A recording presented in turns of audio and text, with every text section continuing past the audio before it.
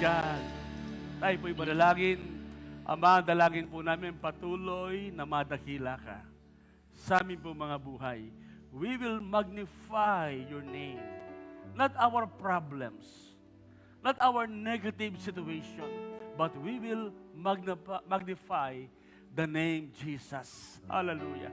And as we magnify you, as we honor you, Lord, hallelujah, something miraculous will happen. Healing will take place. Deliverance, oh God, will be experienced. The power of the Holy Spirit will be manifested. At maging sa aming kalagitnaan ngayon, maging yung kapatid po namin mga nasa Europe, you are not limited by time or distance. Hallelujah. You are the omnipotent God. Hallelujah. The all-powerful God. Walang mahirap sa iyo. At yung lamang po, as we continue in your presence, I declare, sa bawat may karamdaman, sa bawat may problema, lalaya sila. Gagaling. Sige po, tanggapin niyo ang iyong kagalingan. In the name of Jesus, I declare miracle. I declare deliverance right now. I declare answered prayer. In Jesus' name, in Jesus' name, hallelujah. At maging sa amin pong pagdako sa iyong mga salita, patuloy kang mangungusap. Holy Spirit, we want to hear your voice through your word. Huwag naming ma-miss yung gusto mong gawin sa aming kapanahunan. And right here, right now, Lord God, we humbly submit to you. Let your kingdom come. Let your will be done, Lord. Sa aming mga buhay, sa aming mga tahanan, sa aming bayan, sa bansang Pilipinas, sa Europa, let your will be done. On earth as it is in heaven. Oh, we thank you, Lord, we praise you. And only Jesus Christ, our Lord, will be exalted and will be glorified. Father, we thank you. Ito pong aming nagkakaisang panalangin sa makapangyarihang pangalan po ng inyong anak na si Jesus, na aming Panginoon at tagapagligtas, at tayo pong lahat ay sumigaw ng malakas na Amen! Amen! Palakpakan si Lord. Hallelujah! Praise God, praise God, praise God. Before we go to the Word, I want to remind you three things. Every time we come to worship together, to come to church, ngayon, simbahay po tayo ngayon. Nasa mga tahanan po kayo. Una sa lahat, see to it, na ikaw talaga nakapag-worship. Na ikaw talaga nakasamba sa Lord. Na-express mo yung love mo, yung faith mo, yung appreciation mo, yung gratitude mo sa Diyos. Pangalawa, siguraduhin mo na ikaw ay nakarinig mula sa Diyos. Huwag kang uuwi na basyo. See to it na yung word niya. Maaaring hindi mo lahat matandahan ang pinris ng pastor. But at least you have received a rhema word. A personal word from God through His word. Amen? At pangatlo, tiyakin mo na naranasan mo siya. Huwag kang uuwi ka wala kang experience. Kinakailangan ko kayo pumunta ng church. Halimbawa, pumasok ka sa church na pasas, dapat lalabas ka, ubas na. Amen? Lahat ng ubas, magsabing amen. At lahat ng pasas, isama natin sa vegetable salad. Yung binasa po ni Pastor Edith, napakahalaga. Doon ay ating makikita yung nararamdaman ng pastor sa kanyang mga member. Kung alam lang po ninyo ang nararamdaman namin mga pastor sa mga member. Actually po, dalawang message ang nakaprepare. Kasi nga po, meron tayong series about staying strong in the days of battle. In these last days, kapatid ko, very obvious, we are engaged in a war. Battle talaga ngayon yan, labanan. Target tayo ng kaaway. Papanghinain ka. I-discourage ka. Mawala yung energy mo to worship and to serve God. At meron tayong subtitle, Discerning and Overcoming the Spirit of the Antichrist. Many are looking for the Antichrist, the person Antichrist. Isang araw, pag-aaralan natin at God willing. Sapagkat very obvious ngayon kung sino yung Antichrist, pero hindi ko muna sasabihin. But ang isang target ng Antichrist, pagurin tayo. Pagurin tayo. Alisin tayo sa tamang pagsamba. Yan ang binabagay sa Daniel chapter 7, verse 25. Na binabagit po doon na pati yung panahon ng pagsamba, papalitan niya. Papagurin niya yung mga saints. He will persecute them. He will wear them out. Hanggang parang wala na silang ganang maglingkod pa. Kaya kung meron sa inyo ngayon dyan, nakakaramdam ka ng parang kawalang gana, parang wala kang ganang mag-worship. Kapatid, baka tinamaan ka ng spirit of the Antichrist. Maybe next time, isi-share ko pa po yan. Now, isang mahalagang message na kanina po pinag-uusapan namin, nagpe-pray ako, ano ituturo ko sa inyo about this message in these last days. At ito yung naramdaman ko na isi-share sa inyo about the danger of sleeping with the enemy. Danger of sleeping with the enemy. Chapter 11 ng 2 Corinthians, yung binasa ni Pastora kanina, speaks about spiritual loyalty. It's about faithfulness. Alam po, ang isang katangian ng mga totoong Kristiyano, tapat yan hanggang wakas. Lahat ng tapat, magsabing amen. At dito po, kanina nasabi ko, dito inihayag ni Paul yung kanyang jealousy, yung kanyang panidibugho, yung kanyang baka Diyos na selos, yung kanyang nararamdaman. Sapagkat nararamdaman niya, itong mga Kristiyano sa Korinto, nawawala sila sa faith. At napasukan sila ng kalaban, ng serpent. Alam mga kapatid, bilang Kristiyano, hindi tayo pwedeng maging neutral. Hindi ka pwede yung song mo, yung torn between two lovers. You love Jesus and you love the world. Alam mo yung nasa world, the spirit of the Antichrist. Hindi pwede yung torn between two lovers tayo, feeling like a fool. Loving both of you, sabi nga, is breaking all the rules. Kaya minsan, maraming Kristiyano para mga Hapon. Yung isang paa nasa mundo, yung isang paa nasa kingdom of God. Kaya sakang. Kaya pangit ang lakad sa buhay. Hindi magandang tingnan, hindi nakaka-bless.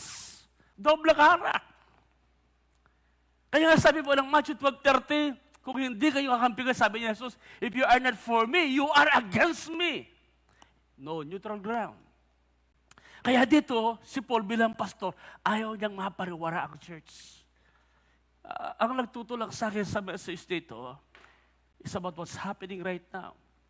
Maybe some of you here right now, some of you are growing cold in your calling as a servant, as a child of God. Kaya dito, naramdaman ito ni Paul. Sabi niya sa 2 Corinthians chapter 11, verse 1 through 4, sabi niya, ipagpamanhin ninyo kung ngayon ay magsalita ako na parang hangal. Anong ibig sabihin nun? Kasi itong si Pablo, hindi niya kailanman dinidepensa ang kanyang sarili. Hindi siya mahilig i-preach ang sarili niya o bagitin ang sarili. But this time, he will speak. Kasi ang background po ng ating babasahin, may mga false teachers na nakapasok sa Korinto. And they gladly welcome them. Para mas welcome pa po itong mga Judaizers. No? Pag sabi Judaizers, they are mixing the law and grace. At pagkatapos meron silang ibang teaching, iba sa teaching ng mga apostles. And they are discrediting the Apostle Paul. Kaya si Paul, napilitan siyang magsalita. Alam mo kami mga pastor, kung minsan nahihirapan kami sa punto niya kamukha ni Paul, ayaw namin kasing dinidepensa ang sarili. But in these last days, we need, although hindi tayo mga apologetic, but we need to be apologetic sometimes. We need to defend the faith. Ipaglaban ng pananampalataya. Especially, pag ang pinag-uusapan na ang kabuuan ng church, ang pananampalataya. Kaya sabi niya rito, para kung magsasaltang parang hangal, sabi niya. Or full. Now, ito ang dahilan niya. Sa verse 2. Maka Diyos na pagsaselos. Maka Diyos na pagsaselos kasi ang nararamdaman ko para sa inyo. Kasi nawala yung kalang parang tiwala kay Paul at kay Jesus Christ at nababalik sa mga false apostles, mga intellectualists. Sapagat tulad kayo, sabi ng isang dalagang birhen na ipinangako kong ipapakasal sa isang lalaki, si Kristo. Pero, nag-aalala ako, baka malinlang kayo. Tulad ni Eva, nalinlang ng ahas. In other words, nakapasok yung serpent. At sa Korinto, nakapasok yung serpent. At mawala ang inyong taus-pusong hangaring sumunod kay Kristo. Sapagkat madali kayong napapaniwala ng kahit sinong dumarating dyan na nangangaral ng ibang Jesus kaysa aming ipinangaral sa inyo. At tinatanggap din ninyo ang ibang uri ng espiritu at ang kalang sinasabing magandang balita na iba kaysa sa inyong tinanggap sa amin. At ang sabi ng verse 13, kung tayo lulundag, sapagkat ang mga taong yan ay hindi naman mga tunay na apostol. May mga fake. Kung may totoo, ay merong fake. Hindi mo kung merong fake, lahat fake na. No? Kaya may fake kasi may genuine. Alright? Sabi niya, kundi mga malililang at nagpapanggap na mga apostol ni Kristo. At hindi naman yan nakapagtataka. Dahil maging si Satanas ay nagkukunwaring anghel ng Diyos na nagbibigay liwanag. Now, this will be the characteristic of the last days. Deception. Deception. Lies of the enemy. Now, ang tanong ko, are you sleeping with the enemy? Kagaya ng mga taga-Korinto. Gusto ko umpisa sa kwento ang message about a young lady. Meron isang babae. Minsan po, meron po siyang alaga na python na talagang mahal na mahal niya. Ang kanyang alagang snake, siguro mga 7 feet ang haba. Ito nangyari sa kanyang mahal na alagang ito, na talagang favorite niya. Actually, kasama niyang natutulog pa. Palagi niyang kinakalong, niyayakap.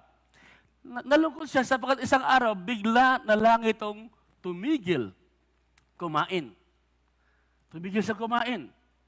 Now, after several weeks of trying everything she could to get the snake to eat, wala pa rin. Ang ginawa niya, naisip niyang dalhin sa isang veterinarian.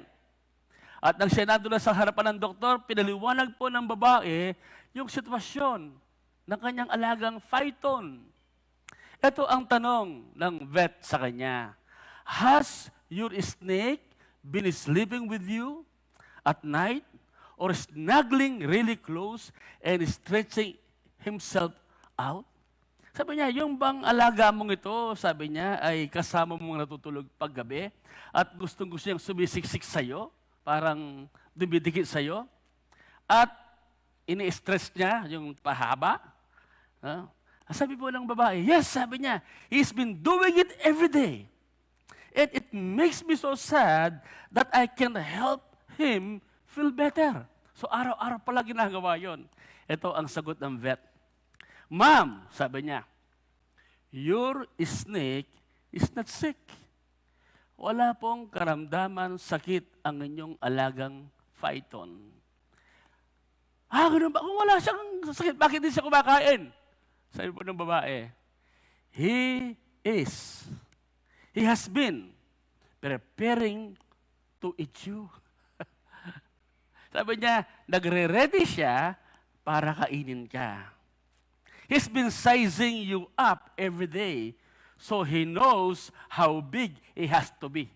Yung pala niya, sinusukot pala niya kung gaano dapat siya kalaki. And he's not eating so he has enough room to digest you. Alam mo nang marinig po niya yun, natakot siya at kinalimutan, ang ginawa niya, nilagay na lang sa kanyang parang cage, na salamin, yung kanyang alagang ahas. Mga kapatid, you've got to recognize the snake out there. Just because they seem close to you and sleep in your bed, it doesn't mean their intentions are good. Walang pinagabayan sa mga false prophet. Sa ating mga naririnig ngayon, isang nagtulak sa akin dito, marami sa atin napapasukan tayo ng false teaching, ng false prophet, ng spirit of the Antichrist. Bakit? Sa panahon ng ating quarantine, kayakap nyo mga cellphone, mga gadget. Kayakap nyo at kahulayaw ninyo kung minsan yung mga palabas sa internet. Ako talaga sa Pilipinas, nag-increase ang kaso ng rape. Yung pornography, wala pa rin makatalo sa business ng pornography. Marami natutulog kasama yan. Subukan mong matulog na kasama ang aso. Sigurado kung may pulgas yan, kung may garapata yan, malalagyan ka. It's no wonder why many Christians today are growing cold in their relationship with God. Walang gana, nalilit pag Sunday, hindi makapagtaas ng kamay, hindi na makapagbasa ng Bible. Naghihina palagi, hindi naman nagtrabaho pero parang pagod. Wala namang nakakainis na bagay, palaging naiinis. Hindi naman dapat mag-init ang ulo, palaging mainit ang ulo. Napasukan na ng ibang espiritu. Ay mga kapatid ko, sabi nga sa Kapampangan, ninong kasiping mong matud. Ha? Lakwas na bandang bengi, bandang 12:00, bandang 1:00, ayon sa pag-aaral. Ayon sa pag-aaral. Mas maraming nanonood ng mga malalaswa sa bandang 1:00.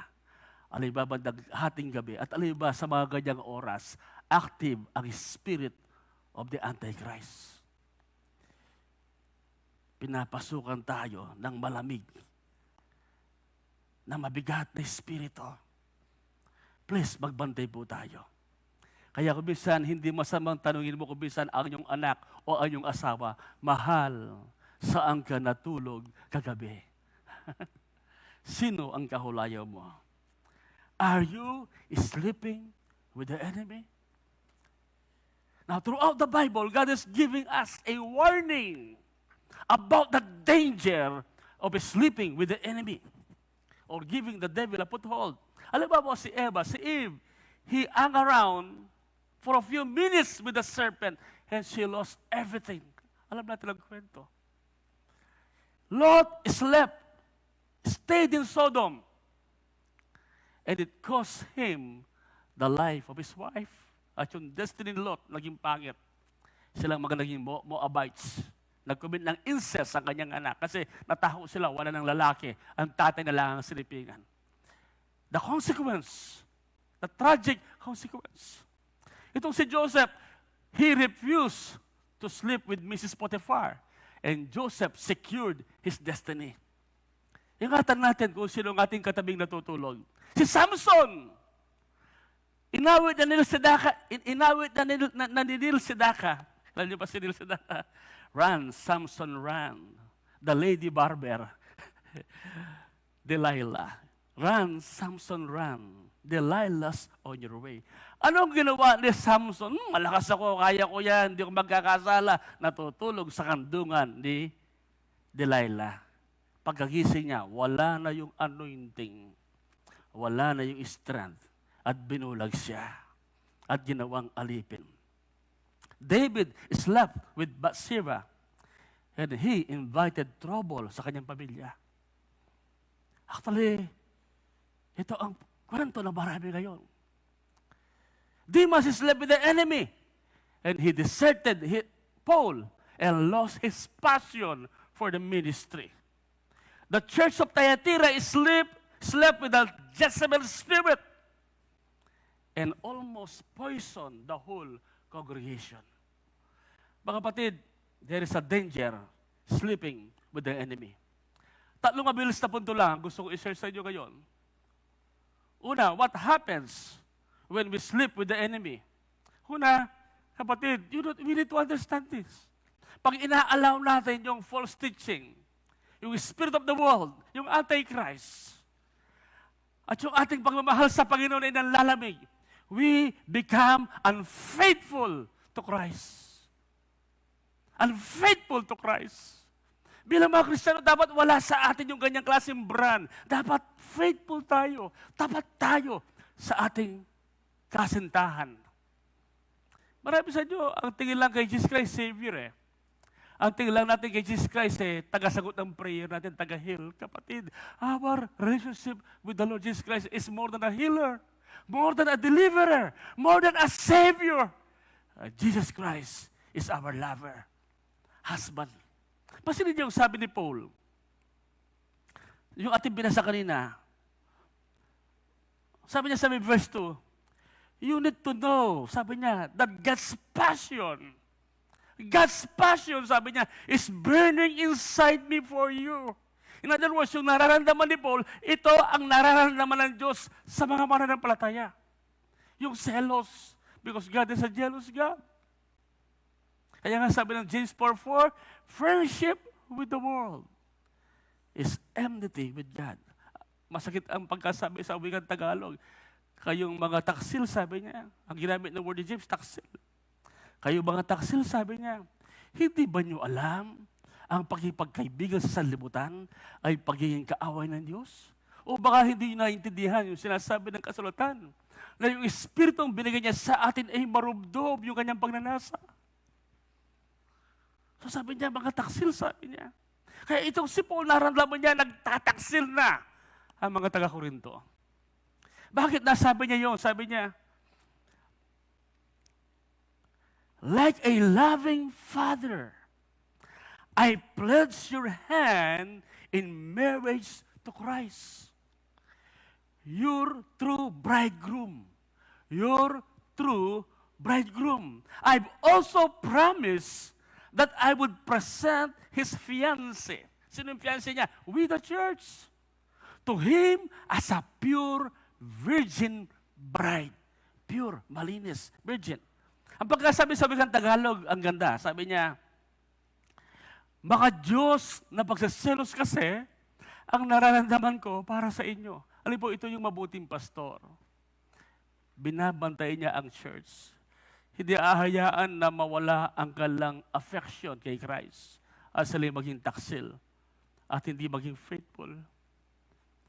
Medyo mahirap i-preach ang sineshare ko because sometimes I may sound judgmental. No? Meron pa naman pong Itbulaga, yung judgment, wag kang judgment, hindi ko naintindihan yun, yung judgmental doon. But mga kapatid, I want to speak the truth in love. Bilang niyo po mga pastor, kami po ng mga lingkod ng Diyos, wala kaming itatago. We will not withhold the truth. We will share the word. We will preach the whole counsel of God because we love you. Ayaw namin kayong mapahamak. We are in the last days. Ang daling mag-compromise kayo. Ang daling hindi maging faithful kay Christ. Kasi hindi naman ginagawang issue ngayon yan, faithful ka ba kay Christ? Hindi gaano binibigyang pahalaga yan. Sabi niya riyan, baka Diyos na pagsiselos kasi ang nararamdaman ko para sa inyo. Sapagkat tulad kayo ng isang dalagang birhen na pinangako kong ipapakasal sa isang lalaki, si Kristo. Now dito, ang tinitake the role ni Paul ay para siyang tatay. Loving father. At ang tatay, sa Jewish custom, especially sa kanilang sa Jewish wedding, ang tatay kasi may engagement, may involvement sa kasal na ginagawa. Susungaduhin niya yung kanyang anak na na-betrothed na, yung betrothed. Dalawa kasi ang stages sa kasal sa Jewish wedding. Una yung engagement or betrothed. Yung bang namanhikan na, nagkasundo na, kulang na lang yung tinatawag na nuptial or ceremony. Naalala ko nang mamanhikan po kami kay Pastora Carmela, nandiyan po siya, no? Yung pinakasalan po niya ako. Namanhikan po kami. Pag uwi namin, kinabukasan hinahanap siya. Hindi po, sabi ko. Kasi po sa Christian, hindi po ganun. Kasi sa aming lugar, pag namanhikan ka na, iuwi na yung babae. Magsasama na kayo. Ganun po. Pag siya may manikan ka, na malay pala, di ba? Hindi ko alam ang tawag sa iyo dyan. Parang kasal na kayo. Kulang na lang yung marriage contract, yung ceremony. Na ito ang nangyayari. Ito yung picture. Si Paul, ang mga pastor, inaalagaan ng church para manatiling pure, faithful kay Christ. Ituturo talaga, ire-ready yan. Ang role po ng church naman, maghihintay siya, inihintay yung bridegroom, yung lalaking ikakasal. Kaya po, doon sa Matthew 25, yung 10 virgins, di ba? 5 foolish and 5 wise. Madalas may mga pastor sinasabi, yung the 5 foolish, yung hindi saved. Yung 5 wise naman, sila ay saved. Kapatid, hindi ganoon ang interpretation ng Bible. Yung bride po doon, hindi tumutukoy sa Kristiyano. Either yan ay tumutukoy sa bansang Israel. Kasi hindi naman tayo mga bridesmaid. Tayo yung bridegroom. Hindi rin tayo yung friends of the groom. Hindi tayo mga abay na lalaki. Si John the Baptist, yan ang abay, the friend of the groom. So mga kapatid, tayo ngayon ang ikakasal. Kaya, hindi ka invited, ikaw ay ikakasal. Ang role mo ngayon, malapit lang kasal natin. Malapit ng rapture. Pag nag-rapture kasi sabi ni Jesus Christ, ito ang trabaho kasi ng lalaki during the engagement period, may iiwan muna yung babae sa tatay. Okay? Hindi mo na isasama. Yung lalaki aalis. Uuwi sa bahay nila, sa tatay niya. Ire-ready yung lugar. Either bahay o kwarto. Yun ang ginawa ko noong kay Pastor Carmela. Nagpagawa ko ng kwarto at nagplano akong patayo ng bahay. Nakapagpatayo naman po ako ng bahay after 1 year na lahar. So, sabi ni Jesus, I will go and prepare a place for you. At tayo naman ngayon, naghihintay ng rapture. Naghihintay ng kanyang pagparito. Sana datnan tayong tapat tayo. Amen? At ang trabaho ng mga pastor ngayon, tulungan ng church, tulungan ng simbahan, ang mga saints, ang bride na manatiling pure, malinis at banal. Kaya pag tayo nakokorek, pag tayo kinokorek ng pastor, sana huwag kayo magdamdam. Halimbawa, sinatakan ni Pastor Rico, bakit na-late ka? Nasa bahay na lang. Di ba, sa mambahay tayo ngayon, wala tayong physical gathering. Sa bahay na lang, na-late ka pa. Nakapanjama pa. Hapon po sa inyo pala dyan. Mga kapatid, pag tayo nagsa-Sunday service, kahit hindi ka pupunta sa church, nakabihis ka pa rin. Although nakikita naman kayo dyan, nakabihis. Talagang nakaset ang heart mo to really have a date with your lover, with your groom, our true groom, the Lord Jesus Christ. So yan ang ating sitwasyon ngayon. Naghihintay tayo. At anong ating ginagawa? Nagpapakabanal. No? Yung ating, yung pinapanatili natin yung ating katapatan kay Jesus Christ. And we will remain faithful until the end. Hanggang pag na-ready na, babalik si Lord, rapture. And then yung rapture po, ipipresent tayo sa Ama, yung po yung tinatawag nating nuptial ceremony. At alam niyo ba, yung handaan natin, yung handaan sa kasal, depende sa yaman ng lalaki. At yung tagal ng celebration, depende yan sa kanyang kakayahan. Kaya ang ating celebration, sabi ng ibang mga theologian, ay yung 1,000 years reign of Christ with the bride. Tayo po yun. Yun po yung ating celebration na kasal. 1,000 years celebration. Can I have an amen? So mga kapatid, please, patuloy tayong maging tapat sa Panginoon. Kaya nga, hindi ka pwedeng maging unfaithful. Hindi ka pwedeng makitulog kung kanino. Panatiliin mo ang kabanalan ng katapatan natin sa Panginoon. Yun ang una. If we sleep with the enemy, we become unfaithful to Christ. Pangalawa, we lose our sincere and pure devotion to Christ. Nawawala natin yung ating tapat at dalisay na pagmamahal at debosyon kay Kristo. Sabi nga riyan ni Paul, nag-aalala ako. Baka malin lang kayo, maseduce, matukso, na diablo, tulad ni Eva, na nalin lang ng ahas at mawala ang iyong taus-pusong hangaring sumunod kay Kristo. Marami ngayon tinatabad na, nawawala yung hangarin, tamad sa prayer, tamad sa devotion, tamad sa paglilingkod, napasukan ng spirit of the Antichrist. Now, sa ating kapanahonan, yung spirit of the world is so strong, we need to be on guard. Magandang pagkasabi sa The Passion, sabi riyan, but now, sabi niya, I am afraid that just as Eve was deceived by the serpent's clever lies. Target ni Satan ang ating isip, ang ating puso. Your thoughts or your affection, your focus may be corrupted and you may lose your single. Sabi niyo, single. Pag sabi single, talagang speaks about being so focused at divided ang ating puso sa Diyos. Single-hearted devotion and pure love for Christ. Actually po, ito talaga yung kung gagawin natin in a simple words. Ano bang ibig sabihin ng maging Kristiyano?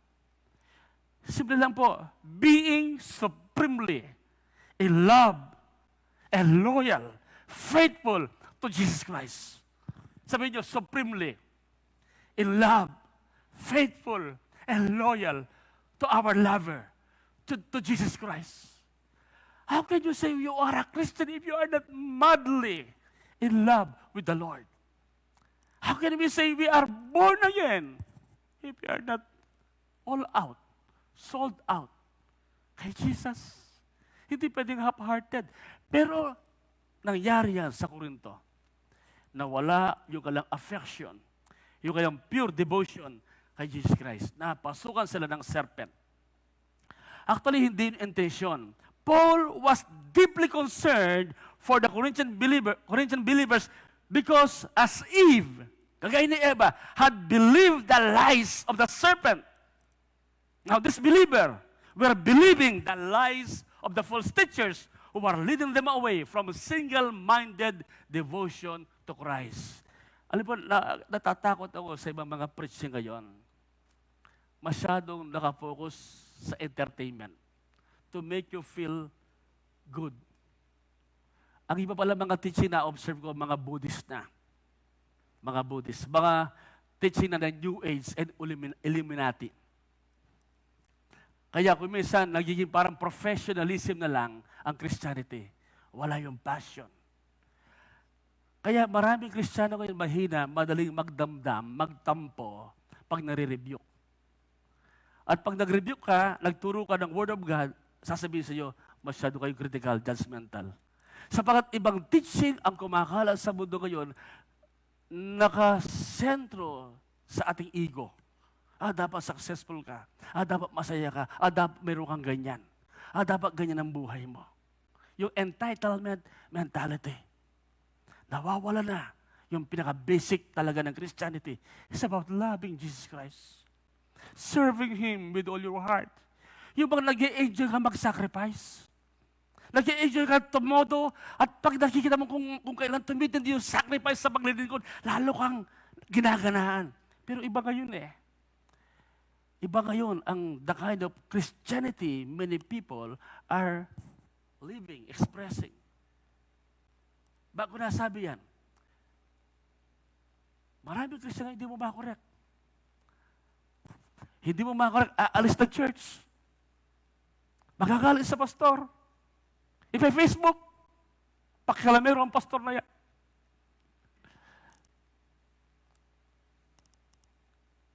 Anong kwento ng pastor kung hindi tayo i-ready sa bride o sa groom?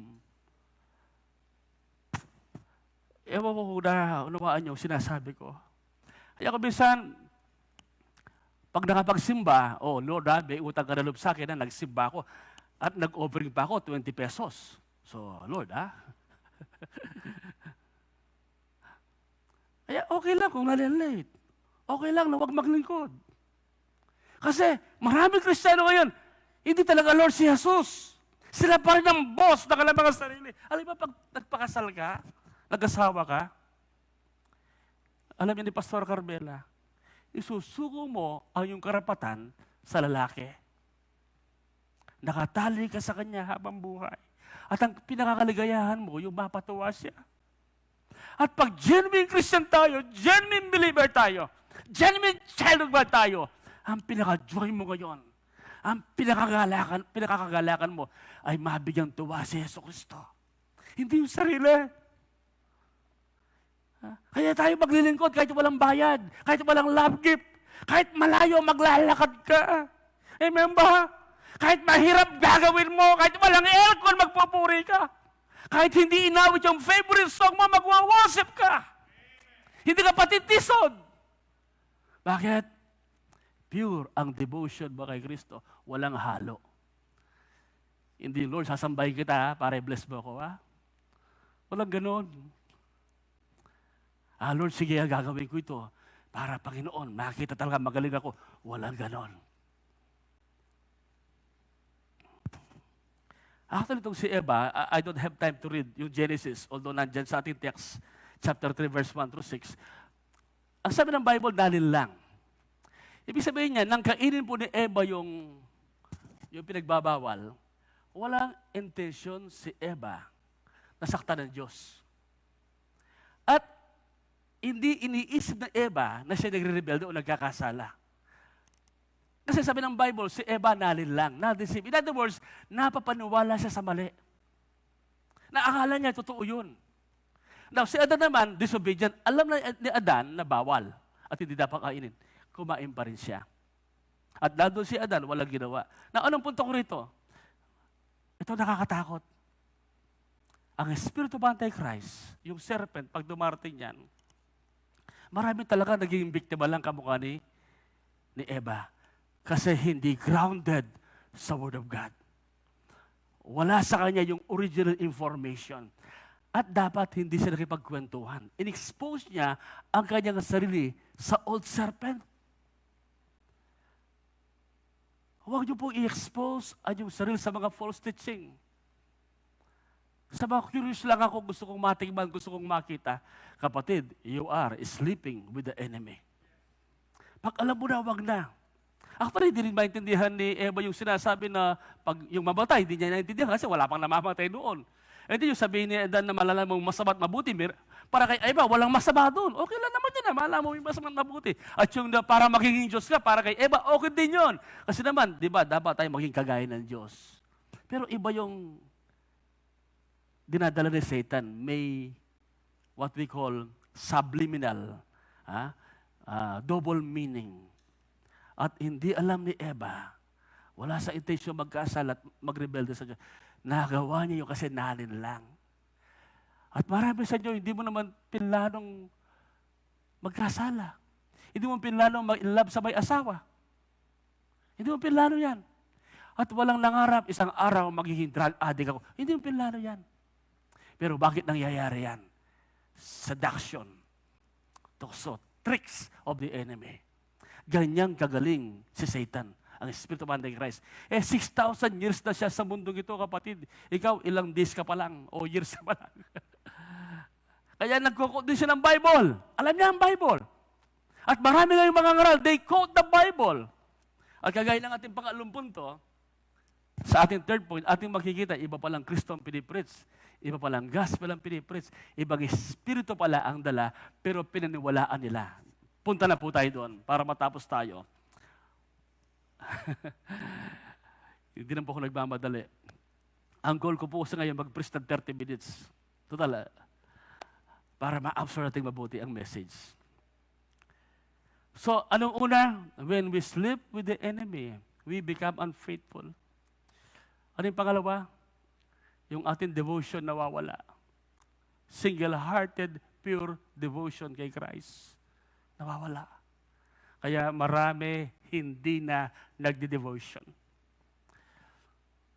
Alam mo, nakaka-inspire po ito yung sinabi ni Denzel Washington.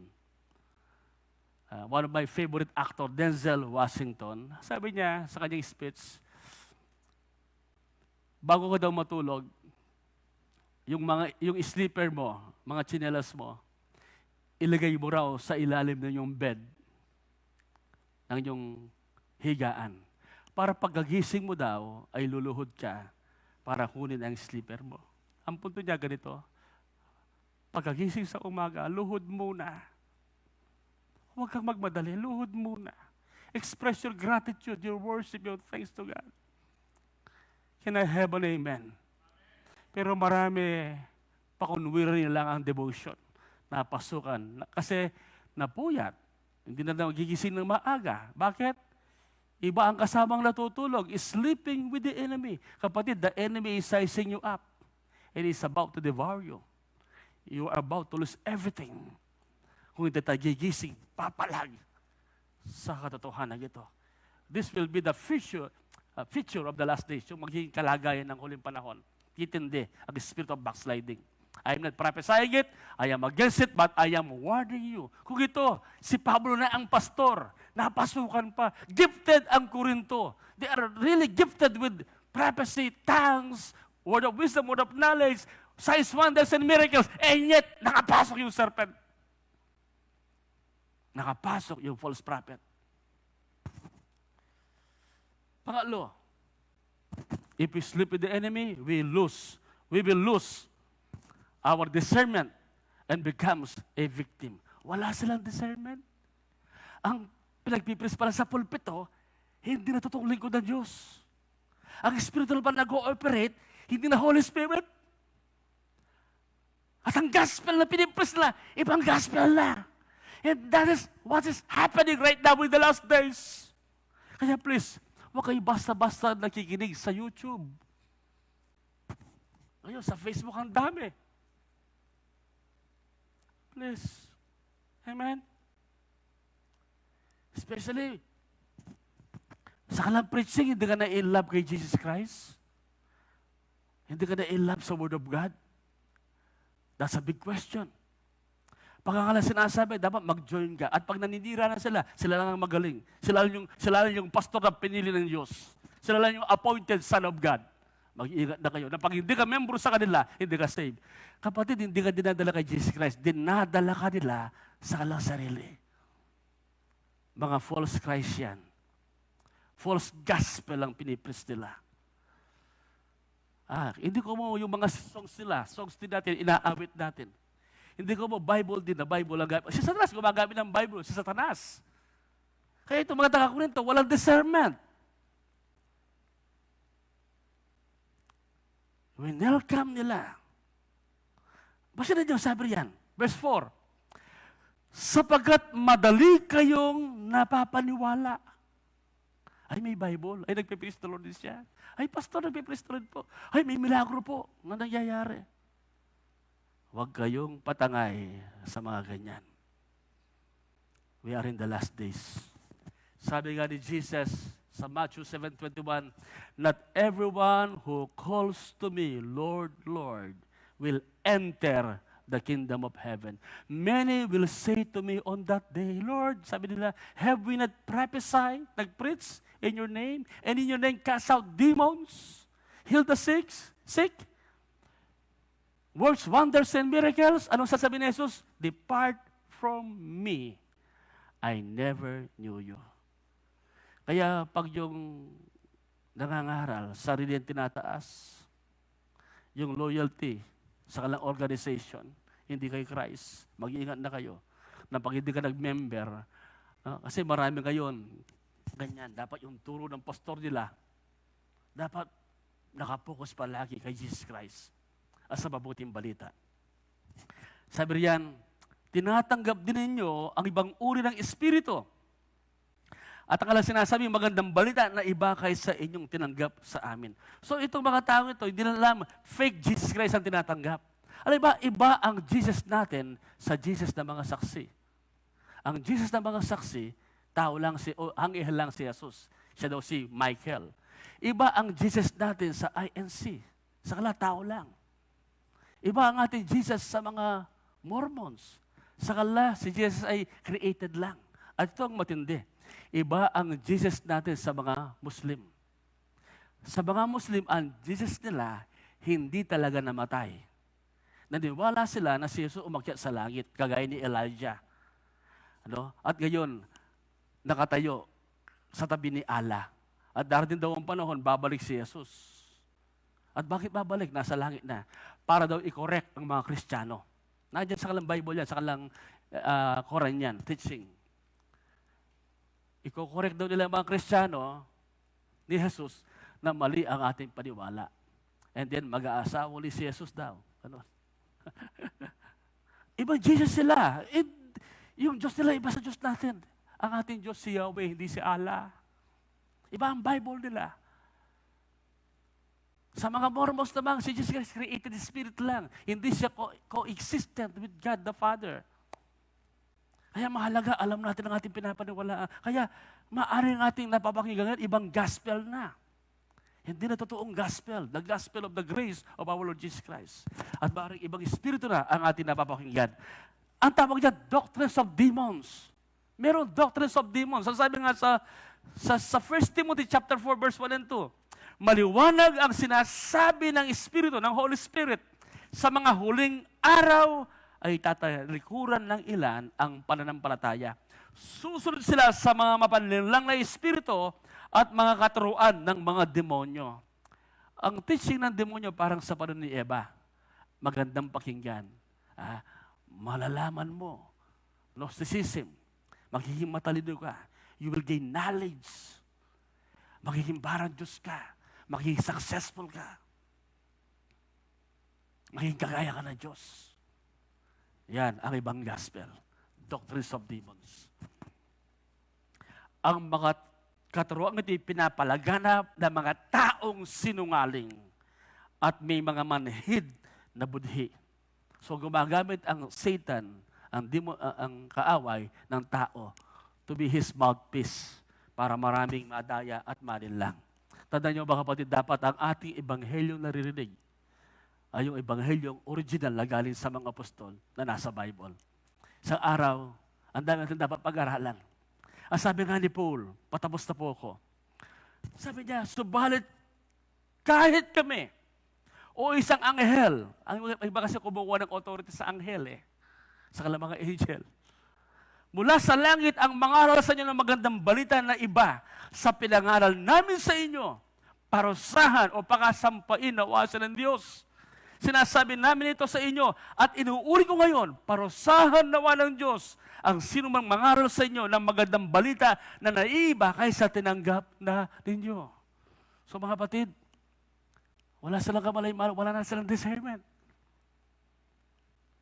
Naging biktima sila ng mga false teaching, false prophet, false spirit. Hindi totoong Holy Spirit. Kaya sa gabi po ito, nais ng Lord lumaya tayo. Nais ng Lord ma-deliver tayo. The danger of sleeping with the enemy. We become unfaithful, we lose our sincere and pure devotion to Christ and our discernment, and we become a victim. Sa ating mga cell group, meron tayong suggested group discussion. Pag-usapan na lang po natin yan. Sige po, tayo po itumayo. Hallelujah. Kayo po mga nasa Italy, Nice, France. How is your love? Sabi ng Bible, 1 Corinthians 16:22. 1 Corinthians chapter 16, verse 22. Sumpain ang sinumang hindi nagmamahal kay Jesus. Sumpain ang sinumang hindi nagmamahal kay Jesus. Alam ko po lahat ay na-inlove na. Na-inlove ka na sa asawa mo. At di ba dahil mahal mo ang asawa mo, gusto mo maging pure ka, maging faithful ka. At siya ang joy mo. Pero pwedeng mawala yun. Pwedeng mawala yung innocence, yung purity. Pag tayo nagpaseduce, nagpatukso. Spiritually speaking, many of you are not ready for the rapture because you are not faithful to Jesus, to your lover. I don't want to sound judgmental, but many of us are sleeping with the enemy. You are no longer in love with Jesus. Kaya kung minsan napopokus sa mga needs mo sa mga wants, at nagiging irritable, mareklamo. Kasi yung relasyon, nabahiran. At ang kaaway, nagkaroon ng foothold. Because you entertain the enemy. Some teachings, some doctrines, some lifestyle, values, and beliefs that is not in line with the Word of God. Babalik tayo sa ating lover. babalik tayo kay Jesus. Hallelujah.